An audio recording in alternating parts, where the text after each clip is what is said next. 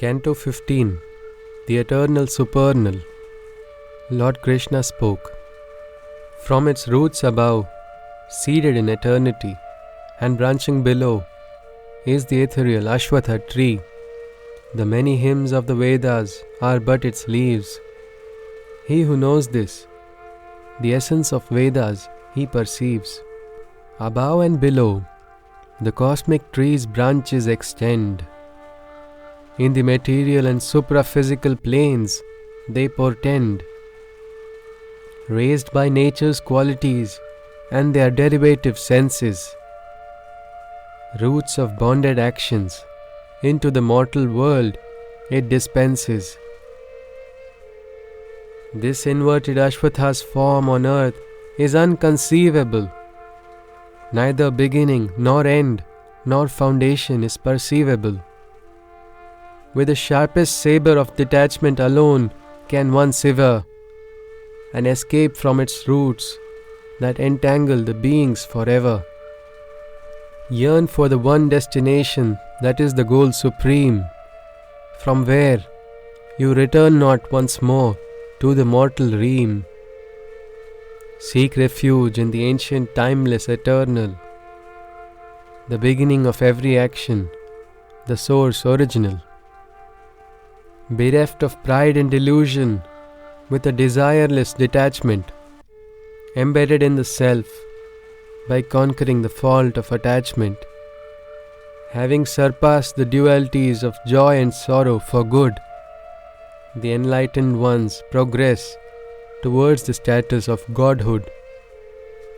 For it is there the timeless resplendent one comes to their sight, whose radiance is beyond the fire, the moon, or the sun's light. They return not after having journeyed the distance, for they reach the zenith of the status of my existence. All the bodies of the living manifest only from mine, for their soul is but a quantum of my energies divine. As a portion of me in nature begins to dwell, and powers their mind and the five senses as well.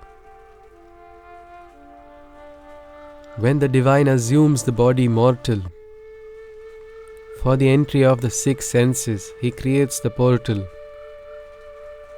and while leaving the body he takes them away like the fragrances dispersed by the wind on its way. Eyesight, touch, taste, smell and hearing, and the mind is utilized by the soul indwelling. All the objects of the mind and senses he embellishes, and their sensations he enjoys and relishes. But the deluded understand not his coming or going, nor do they perceive within themselves his staying. They know not that for all qualities he is the enjoyer. As this realization comes only to the eye of the knower, the indwelling self, they recognize and observe, and so the yogis and the saints strive to know and serve. But to the ignorant, this truth is not known, for beyond the material, they have never really grown. For the entire cosmos, it is I who am the light. Illumining the creation, I set the world alight. The sun, the moon and the fire, I verily ignite. Know all that is radiant to be only my might. Onto the earth I have descended, and into the material my spirit has thus extended. Know me to be Soma, the immortal Lord, and my ambrosia to the medicines and living I accord.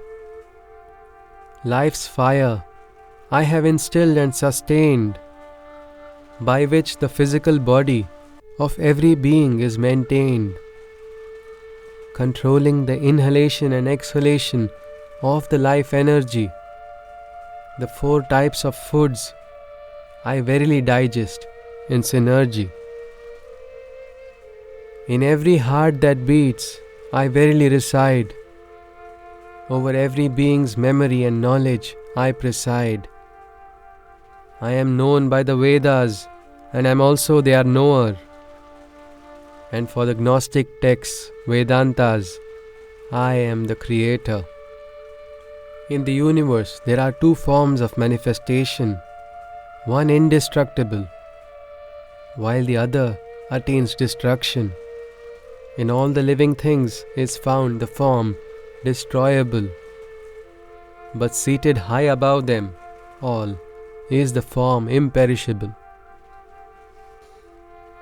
Apart from these two is the spirit highest. Of all manifestations, it is considered greatest. Entering existence, this Supreme Self, latent, exists. All three worlds, this being divine, uplifts. As I am beyond the manifestations perishable, transcendent and surpassing even the imperishable, the Vedas and the world together proclaim, I am the Supreme Self, they exclaim. My gnosis complete, he who has attained myself as the Supreme Self, he who has ordained. He loves me with everything he has, in every way. As per his own nature, he adores me every day. The cryptic wisdom, thus I have declared. To you, O Arjuna, I have unveiled and shared. This occult secret, by knowing and understanding, one attains the highest enlightenment possible to the living.